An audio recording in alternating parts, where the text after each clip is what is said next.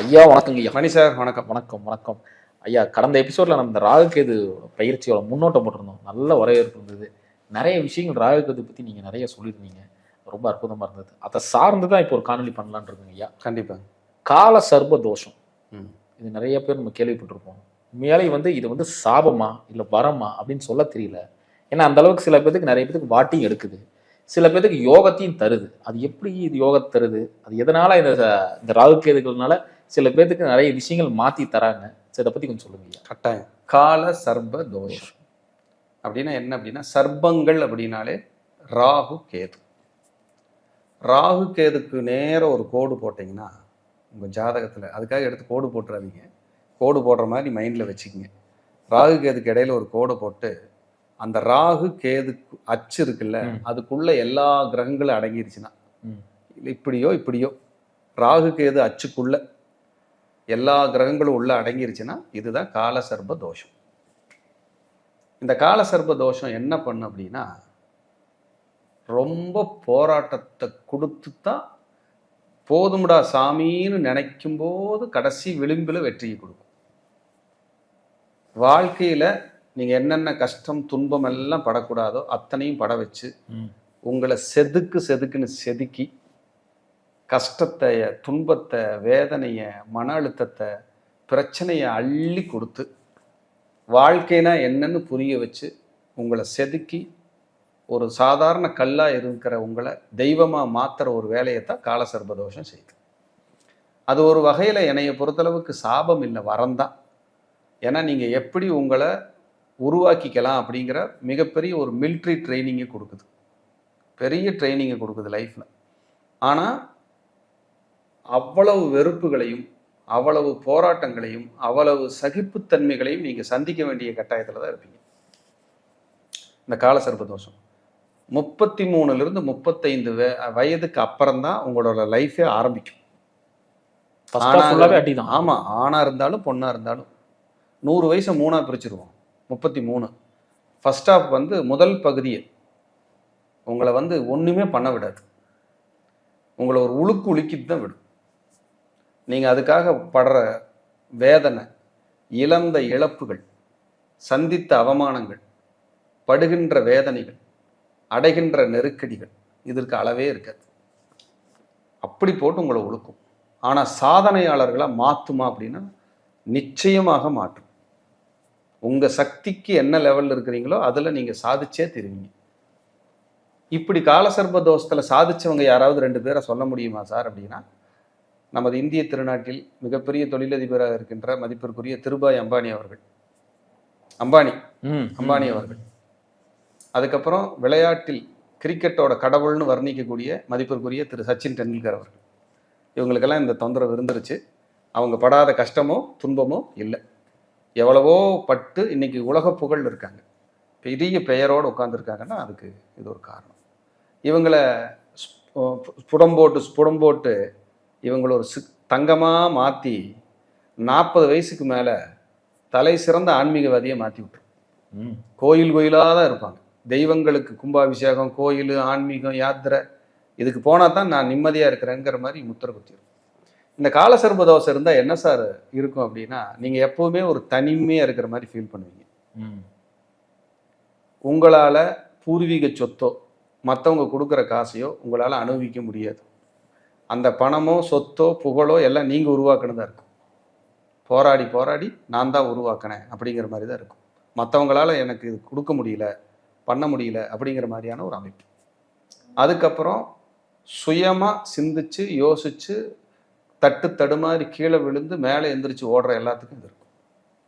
தனிமை உணர்வு, சுயமான முன்னேற்றம், சொந்த உழைப்பினால் மட்டுமே சொத்துக்களை சேர்க்கின்ற யோகங்கள், சமுதாயத்தில் 35 வயதுக்கு மேல் அசாத்திய புகழ், அசாத்திய வளர்ச்சி, அசாத்திய வெற்றி, இதை பூராமே இந்த காலசர்ப தோஷம் கொடுத்துரும். சரி சார், இது தோஷமா இல்லை யோகமா அப்படின்னு நான் எப்படி சார் தெரிஞ்சுக்கிறது அப்படின்னா, உங்க ஜாதகத்துல எல்லா கிரகங்களும் ராகுவை போய் தொட்டுச்சுன்னு வைங்க, காலசர்ப தோஷம் அப்படியே இந்த மூமெண்ட்ல போய் கடைசியா ராகுவை போய் எல்லா கிரகங்களும் டச் பண்றதுக்கு மாதிரி ஒரு ஃபீல் இருந்ததுன்னா இது தோஷம்.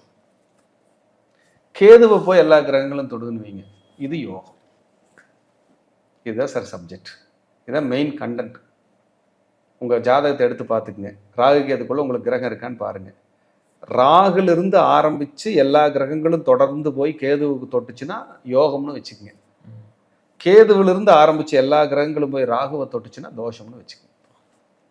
நீங்கள் ஃபஸ்ட்டு தோஷமாக இருக்கீங்களா யோகமாக இருக்கீங்களா நீங்களே முடிவு பண்ணிக்கோங்க. கிளாரிஃபிகேஷன் செல்ஃபாக நீங்களே டிசைட் பண்ணிக்கங்க. நீங்கள் ஜோசியர்கிட்ட போகிறதும் போகாது. அப்புறம் ஓ நான் யோகத்தோடு தான் இருக்கேன், ஐயோ ராகுவை போய் எல்லா கிரகங்களும் தொடுது, நான் தோஷத்தோடு இருக்கேன், சரி எனக்கு ஏதாவது தீர்வு இருக்கா சார் அப்படின்னா ஒரே மருந்து, அரும் மருந்து காளகஸ்தி. நேர நீங்கள் இப்படி நான் இந்த சொன்ன என்ன கண்டிஷனில் இருந்தாலும் நீங்கள் காலசர்ப தோஷம்னாலே 33-35 வயசு வரைக்கும் எவ்வரி இயர் ஒரு தடவை நீங்கள் நேராக ஒரு சண்டே அன்னைக்கு போய் அங்கே ஒரு சர்ப சாந்தி பண்ணிவிட்டு நிவர்த்தி பண்ணிவிட்டு வாங்க. 500 தான் பணம் கட்டினீங்கன்னா அவங்க எல்லா பூஜை பொருட்களும் கொடுக்குறாங்க. நீங்கள் பண்ணிவிட்டு ட்ரெயின் ஏறி ரிட்டர்ன் வந்துடலாம். நீங்கள் அதிகபட்சமாக உங்களுக்கு ஒரு 2000 ரூபா கூட செலவாகாது. ஆனால் உங்கள் வாழ்க்கையில் மிகப்பெரிய வளர்ச்சியும் வெற்றியும் முன்னேற்றத்தையும் அது கொடுத்துரும். இந்த தோஷத்தினால ஆரோக்கியத்தில் எதாவது பிரச்சனை உண்டாகுமா சார்? எல்லாமே பிரச்சனையாங்கிறேன் நான். ஆரோக்கியம் மட்டும் இல்லை, சர்ஜரி நடக்கும், மன அழுத்தம் வரும், தூக்கம் இருக்காது, எல்லாத்துக்கு மத்தியிலையும் நீங்கள் தவறானவரை தெரிவிங்க. நீங்கள் நல்லா நிறைய செய்வீங்க. அம்மா அப்பாவிலிருந்து இந்த தவறு ஸ்டார்ட் ஆயிரும். என் மகன் சரியில்லை, என்னை பார்க்கறது இல்லைன்றவாங்க, எல்லாம் வாங்கி சாப்பிட்டு. அம்மா அப்பாவிலிருந்து இந்த தொடர்ந்து ஸ்டார்ட் ஆகும் இந்த பிரச்சனை. நீங்கள் பொண்டாட்டி பிள்ளைகளுக்கு செஞ்சீங்கன்னா கூட அங்கேயும் ஒரு குற்றம் இருக்கும். அப்புறம் நான் கொடுத்து சிவந்த கரங்கள், ஆனால் பிரயோஜனம் இல்லை, என்னடா லைஃப் அப்படிங்கிற மாதிரி இருக்கும். நீங்கள் இவங்க எல்லாமே ஆன்மீகத்தை நோக்கி பயணிக்க இந்த காலசர்ப தோஷத்தினுடைய வீரியத்தை குறைத்து கொண்டே இருக்கலாம். ஏன்னா ராகு கேது விஷம் சார். இதில் கேது கூட ஒரு மெடிசன் சார், மருந்தா ஒரு அமிர்தமாக போயிடும் சார். அதீத விஷம் அப்படின்னா ராகு தான் சார். இந்த ராகு இருக்கிறாரே சாதாரண விஷம் கிடையாது. 1000 டன் விஷம். எவ்வளவு? 1000. என்ன பண்ணுவீங்க? அதில் எத்தனையோ பேர் ராகு திசையில் மெண்டலாகி ஓடி இருக்காங்க சார். பிரம்மாண்டத்தை நோக்கி தப்பாக முடிவெடுத்து பேராசைக்காக வாழ்ந்து நம்ம போய் தன்னைத்தானே அழித்துக் கொள்கின்ற நபர்களை பார்க்கிறோம். கேது திசை வந்துச்சுன்னு வைங்க, முதல்ல உங்களை துண்டிச்சிருவார். சமுதாய உலக வாழ்க்கையிலிருந்து துண்டிச்சு கொண்டு போய் தனியாக போட்டுருவார் சார். ஞானத்தை கொடுக்க. ஆமாங்க, தனியாக போய் இருப்போ. நீ உன்னை யாராவது கூட பேசு பார்ப்போம். நீ யாரு கூடயுமே உங்களுக்கு பேச பிடிக்காது கேது திசையில். என்னை ஆளை விட்டுருங்க, நீங்களே இமயமலையில் போய் கொடியை நட்டுங்க, என்னை ஆளை விட்டீங்கன்னு நீங்கள் நல்லா இருப்பீங்கன்னு போய் எங்காவது ஒரு கோயிலில் தனிமையாக உட்காந்துட்டு எங்கே திருவண்ணாமலை போயிடலாமான்னு தோணும். மலை அடிவாரத்தில் உட்காந்துட்டு கேது திசையில் ஞானிகளோட தரிசனத்தை வாங்கிட்டு உறவுகள்கிட்ட இருந்து துண்டிச்சு பாருங்களேன். கேது திசை நடக்கிறவங்களுக்கு எல்லா உறவுகளுமே துண்டிக்கிறத கண்கூட பார்க்கலாம். ஃப்ரெண்ட்ஸிலிருந்து ஏரியா விட்டு மாறிடுவாங்க. அவங்களே விலகிடுறாங்க சார். அவங்களே விலகி போயிடுறாங்க. அவங்க விலகி போனா தான் அவங்களுக்கு நிம்மதி. கடைசி ஒரு கட்டத்தில் இந்த கேது திசை நடக்கிறவங்க என்ன பண்ணிடுறாங்கன்னா, உழைப்பு, தான் உண்டு தான் வேலை உண்டு, உடல் ஆரோக்கியத்தை பார்த்துட்டு மனதளவில் தெம்பை ஏற்படுத்திக்கிட்டு அடுத்த லைஃப் ஸ்டைல் சுக்கிரனுக்கு தயாராகிடுறாங்க. இதை கேது கொடுக்குற அசாத்திய ஞானம். மனிதர்களை படிக்க வைக்கிறார்ல கேது, சாதாரண விஷயமா? புத்தகம் படிக்கிறது அப்புறம், மனுஷனே படிக்கிறது சாதாரண விஷயம் இல்லை. அது கேதுனால மட்டும்தான் முடியும். கேது வரும்போது தான் ஒரு டிசைட் பண்ணுவீங்க, இந்த உணவு சாப்பிடக்கூடாது, இந்த இடத்துக்கு போகக்கூடாது, இவங்களோட பழகக்கூடாது, இவங்களோட இருக்கக்கூடாதுங்கிற ஞானத்தை கேது மட்டும்தான் கொடுக்க முடியும். அதுதான் ஆன்மீக பூமியான திருவண்ணாமலைக்கு போக சொல்லிடுறேன். கேது நடந்துச்சுன்னா அங்கே சரணாகதி அடைங்கன்னு சொல்கிறேன். ஸோ அப்படியெல்லாம் நம்ம பேசிக்கிட்டு இருக்கிறோம், பண்ணிகிட்டு இருக்கிறோம். அப்போது ஒரு காலசர்ப தோஷம் என்பது ஒரு மனிதனை தயார் நிலைப்படுத்தி சிற்பி போல் அந்த இறைவன் உங்களை செதுக்கி உங்களையுமே ஒரு இறைவனாக மாற்றி இந்த பூவுலகில் மதிப்புமிக்க நபராக உங்களை வாழ்வதற்கு தயார் செய்கிறார் என்றால் அது மிகையே இல்லை. 40 வயசுக்கு மேலே தான் அந்த ஒரு 35 35+, அதுக்கு மேலே தான் நீங்கள் யாருன்னு உங்களுக்கு புரியும். நீங்கள் என்ன பண்ண போகிறீங்க வாழ்க்கைக்காகன்னு உங்களுக்கு நீங்கள் அப்போ தான் முடிவே எடுக்க முடியும். அது வரைக்கும் உங்களை கட்டி போட்டுரும், எதுவும் நிமிரவே முடியாது. நான் தொழில் செஞ்சேன், வேலைக்கு போனேன், படித்தேன், என்ன வேணாலும் சொல்லிக்கலாம். உங்கள் ஒரு எல்லை விட்டு தாண்ட விடாது சார். அதுக்கு காளகஸ்தி போய் சர்பசாந்தி பரிகாரம் பண்ணுறது தான் அரும் மருந்து, தீர்வு. இதை செய்து என் அன்பு மக்கள், வாடிக்கையாளர்கள், என்னுடைய மித்ரா டிவி பார்க்குறவங்க, நம்முடைய பக்தி சேனல் பார்க்குறவங்க எல்லாருக்கும் நல்ல அருமருந்தாக இந்த பரிகாரம் அமையும். இந்த பதிவு பதிவு வந்து மிக பயனுள்ள காணொளியாக அமையும் என்பதை சொல்லி மீண்டும் ஒரு நல்ல பதிவில் சந்திக்கலாம் மணி சார். நன்றி, வணக்கம், வாழ்க வளர்க. நன்றி ஐயா. வணக்கங்க ஐயா. மணி சார் வணக்கம். வணக்கம் ஐயா. கும்பாபிஷேகம் அருள்மிகு மகாசக்தி குபேர வாராகி அம்மனோட கும்பாபிஷேகம் நடக்கிறதுக்கு செப்டம்பர் 17ஆம் தேதி. கிட்டத்தட்ட மிகப்பெரிய ஒரு கால்ஸ் வந்துகிட்டே இருக்குங்கய்யா. நாங்களும் நிறைய பங்களிப்பு கொடுக்கணும்னு நேர்கள் நிறைய பேர் கோரிக்கை வச்சிருந்தாங்க. நீங்க அதை பத்தி கொஞ்சம் சொல்லுங்க. நிறைய கொடுத்துக்கிட்டு இருக்காங்க ஐயா. கண்டிப்பாங்க. மித்ரா டிவி, பக்தி யுகம் எல்லா அன்பர்களுக்கும், மந்த்ரா டிவி எல்லா அன்பர்களுக்கும் மற்றும் தமிழகத்தில் இருக்கிற அத்தனை அன்பர்களையும் இருகரம் கூப்பி கும்பாபிஷேகத்துக்கு வருக வருக என வரவேற்கிறேன். இதுல வந்துங்க செப்டம்பர் 17 மதுரை மீனாட்சி அம்மன் கோயிலுடைய கும்பாபிஷேகம் நடக்கிற அன்னைக்கு மகாசக்தி குபேர வாராகி அம்மனுடைய ஆலய கும்பாபிஷேகம் பிரம்மாண்டமா நடக்கிறதுக்கியா. பிரம்மாண்டமா அதை வந்து என்னுடைய அன்பு மாணவர்னு சொல்லலாம், என்னுடைய நண்பர்னு சொல்லலாம், எங்கள் குடும்ப உறுப்பினர்னு சொல்லலாம். அப்படிப்பட்ட ஒரு ஏழை மாணவர் அவருக்கு வந்து வாராகி அனுகிரகம் செய்து இந்த ஆலயத்தை ரொம்ப சிரமத்தின் அடிப்படையில் பொதுமக்களுடைய ஒத்துழைப்பில் வந்த டொனேஷனில் அந்த ஆலயத்தை உருவாக்கியிருக்காரு. மெல்ல மெல்ல மெல்ல மெல்ல மெல்ல உருவாக்கி இன்னைக்கு கும்பாபிஷேகத்துக்கு வந்துருச்சு. செப்டம்பர் 17 இன்னொரு 40 நாள் இருக்குது. இந்த வீடியோ பண்ணுற நாள்லேருந்து ஒரு 40 டேஸ் இருக்குன்னு. இந்த கும்பாபிஷேகத்துக்கு நிறைய பேர் பொருளுதவி, நிதியுதவி செஞ்சுருக்காங்க, செய்யறதுக்காக சொல்லியிருக்காங்க. அவங்க எல்லாருக்குமே இந்த நேரத்தில் நான் நன்றி சொல்ல கடமைப்பட்டிருக்கிறேன். உண்மையிலேயே உங்களுடைய ஒத்துழைப்பு இல்லைன்னா இது நடக்கிறதுக்கு வாய்ப்பே இல்லை அப்படிங்கிறத நான் மானசீகமாக சொல்லிக்கிறேன். மகாசக்தி குபேர வாராகி அம்மன் 6.25 அடி உயரங்கய்யா, 8 திருக்கரங்களோடு இருக்காங்கய்யா. அவங்களுக்கு இந்த கும்பாபிஷேகம் ஐயா கிட்டத்தட்ட ஒரு மிகப்பெரிய பல ஆயிரம் மக்கள் அந்த இடத்துக்கு வர்றாங்க, கூடுறாங்க அப்படிங்கிறதான் இதில் ஒரு ஆச்சரிய விஷயமா நான் பார்க்குறேன். அந்த இடங்கய்யா வடக்கு நோக்கி அம்மன். இன்னைக்கு சொல்கிறேன், இது வார்த்தைக்காக சொல்லலை, அங்கே வந்தவங்களுக்கு உணர்வாங்க, தெரியும். அந்த இடத்துக்கு வந்து நீங்கள் வழிபட்டுட்டு போகும்போது உங்கள் லைஃப் மாறும். அந்த வாராகியினுடைய ஆசிகள் உங்களுக்கு கிடைக்கும். தேய்பிறை பஞ்சமி, வளர்பிறை பஞ்சமி இரண்டும் விமர்சையாக ஹோமங்களோடு அன்னதானத்தோடு நடைபெற்று கொண்டிருக்கிறது. அந்த ஏழை மாணவர் திரு சக்திவேல் அவர்கள், சக்திவேல் சுவாமிகள், அவங்க குடும்பத்தார் இதுக்கு சிரத்தையா தங்களை அர்ப்பணித்து அந்த இடத்துல திண்டுக்கல் மாவட்டம், திண்டுக்கல்ல இருந்து குஜிலியம்பாறை போகிற வழியில் எரியோடுக்கு அடுத்தது என் புதுரோடுங்கிற ஊரில் ரோட்டின் மேலேயே பக்கத்திலேயே அமைந்திருக்கிற அற்புதமான ஒரு ஆலயம் தான் மகாசக்தி குபேர வாராகி அம்மன். குபேர வாராகி வடக்கு நோக்கி இருக்காங்க. ஒரு தாற்பரியமான கோயில்ங்கய்யா. அதுக்கு பின்னாடி ஒரு சின்ன வரலாறு, அருமையான வரலாறு இருக்குங்கய்யா. அந்த இடத்துக்கு ஏன் அந்த அம்பாள் அங்கே வந்தாங்கன்னு சொல்லி மதுரையிலிருந்து அவங்களும் வந்திருக்காங்க. அம்பாள், அந்த அம்பாள் வந்து ஒரு அற்புதமாக இருக்காங்க. உண்மத்த பைரவர் அங்கே வர்றாங்க.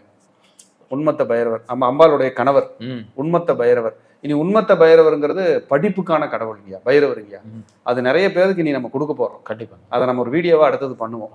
இந்த கும்பாபிஷேக விழாவிற்கு செப்டம்பர் 17 2026 வியாழக்கிழமை காலை 10:45 10:45 11:10 கும்பாபிஷேகம். கும்ப கலசத்துல தீர்த்தம் விடுறோம். நிறைய காசி தீர்த்தம், ராமேஸ்வர தீர்த்தம், கைலாஸ் தீர்த்தம், கிட்டத்தட்ட ஒரு 11 தீர்த்தங்கள் அங்கே வர வைக்கப்பட்டிருக்குங்க. வந்திருக்கு. காசி போய் அடியேனே எடுத்துட்டு வந்தேன். அடியேனே போய் தான் காசியில் எடுத்துட்டு வந்தேன். போய் எடுத்துட்டு வந்து எங்கள் நண்பர்கள் நாங்கள் எல்லாம் போய் தான் குடும்பத்தோடு போய் தான் நாங்கள் எடுத்துகிட்டு வந்தோம். எடுத்துகிட்டு வந்து அம்பாளுக்காக நாங்கள் கொடுத்துருக்குறோம். ராமேஸ்வரம் போய் நாங்கள் எடுத்துகிட்டு வந்து கொடுத்துருக்குறேன். இதுவே எனக்கு ஒரு பெரிய கைங்கரியமாக நான் நினைக்கிறேன். இதில் என்ன இதுன்னா, உங்கள் எல்லாரையுமே கும்பாபிஷேகத்துக்கு வர வைக்க. கண்டிப்பாக நீங்கள் எல்லாரும் வாங்க. இப்போவே நிறைய பங்களிப்பு இருக்கு நிறையா. இன்னும் வந்து நான் என்ன சொல்கிறேன்னா, கும்பாபிஷேகத்துக்கு நாங்களே ஏதாவது பங்களிப்பு பண்ணலாமா அப்படின்னு சொல்லி அவங்களுக்கு மைண்டில் இருக்கும். நிச்சயமாக பண்ணலாம். ஹோமங்கள் இருக்குது, அன்னதானம் இருக்குது, நிறைய வந்து அந்த பேக் போட்டு கொடுக்குறாங்க, அந்த இது பிரசாதம் கொடுக்குறாங்க. கும்பாபிஷேகத்துக்கு நிறைய செலவுகள் இருக்குது. இவ்வளவும் அந்த ஆலயத்தில் இருக்குது. ஏன்னா இது வந்து ஒரு பெரிய குடும்பம், அவங்க பெரிய வசதி உள்ளவங்க கட்டலை. ஒரு ஏழை மாணவர் திரு சக்திவேல் சுவாமிகள், அவர் வந்து ரொம்ப, நீங்கள் அவரை போய் பார்த்தீங்கன்னாலே தெரியும் என்னடா இப்படி இருக்கிறாரு, எப்படி இதை பண்ணாங்கன்னு சொல்லுவாங்க. அதில் கடவுளால் வராகியினுடைய புண்ணியத்தில் எனக்கு ஒரு கைங்கரியம் கிடைச்சிது, பங்களிப்பு கிடைச்சிது. நாமளும் அது பங்கெடுத்து இந்த கும்பாபிஷேகத்துக்கு என்னென்ன பணிகள், திருப்பணிகளுக்கு நம்மளால் முடிஞ்ச கைங்கரியங்கள் என்ன செய்ய முடியுமோ உடல் உழைப்பு எல்லாம் போட்டுக்கிட்டு இருக்கிறோம். இன்னும் அந்த கும்பாபிஷேகத்தில் அடியன் ஒரு வாரத்துக்கு முன்னாடியே போகிறேங்க. 6 கால பூஜை நடக்குது. கும்பாபிஷேகம் வெகு விமர்சையாக நடக்குது. எல்லாம் அம்பாளுடைய ஆசி தான், நம்ம கையில் எதுவுமே இல்லைங்க. இந்த கும்பாபிஷேகத்திற்காக நீங்கள் பொருளுதவி, நிதி உதவி எது அளிக்கணும் அப்படின்னாலும் கீழே டிஸ்கிரிப்ஷனில் அவங்களோட ட்ரஸ்ட் அக்கௌண்ட் நம்பரும் ஜிபே நம்பரும் இருக்கும், கான்டாக்ட் நம்பரும் இருக்கும். நீங்கள் கான்டாக்ட் பண்ணி உங்களால் முடிஞ்ச கைங்கரியங்களை, ஏன்னா வாராகி கைங்கரியத்துக்கு நீங்கள் பங்கெடுக்கிறது அவ்வளவு சிறப்பு. ஏன்னா நிறைய பேர்த்துக்கு கடன், எதிரி, சூன்ய தோஷம், நெருக்கடி, இது மாதிரி நிறைய நம்ம பார்த்துருப்போம். ஒரு வாய்ப்பா கூட ஒரு வாய்ப்பாக எடுத்துக்கலாம். இது அதனால தான் சொல்கிறேன், இது வந்து வாய்ப்பாக எடுத்துக்கிட்டு நீங்கள் பங்களிக்கலாம். கண்டிப்பாக அப்படி பங்களிப்பு செய்யும்போது அந்த அன்னையின் பேரருள் உங்களுக்கும் உங்கள் குடும்பத்தாருக்கும் நிச்சயமாக பரிபூர்ணமாக கிடைக்கட்டும் சொல்லி உங்கள் எல்லாத்தையும் கும்பாபிஷேகத்தில் அடியேனும் சந்திக்கிறேன். எல்லாரும் வாங்க, கும்பாபிஷேகத்தில் மீட் பண்ணுவோம். மாபெரும் அன்னதானம் காலையில் 9 மணிலேருந்து ஈவினிங் வரைக்கும் இருக்கும். நிறைய பல ஆயிரம் பேர் வருவாங்கன்னு எதிர்பார்க்குறேங்க. நிறைய பேர் டொனேஷன், ஃபுட்டுக்கு எல்லாத்துக்குமே கைங்கரியத்துக்கு ஏற்றுக்கிட்டு இருக்காங்க. நீங்களும் செய்யுங்க. உங்கள் எல்லாரையும் நானும் ஆலயத்தில் சந்திக்கிறேன். ரொம்ப சந்தோஷம். நன்றி, வணக்கம், வாழ்க வளர்க.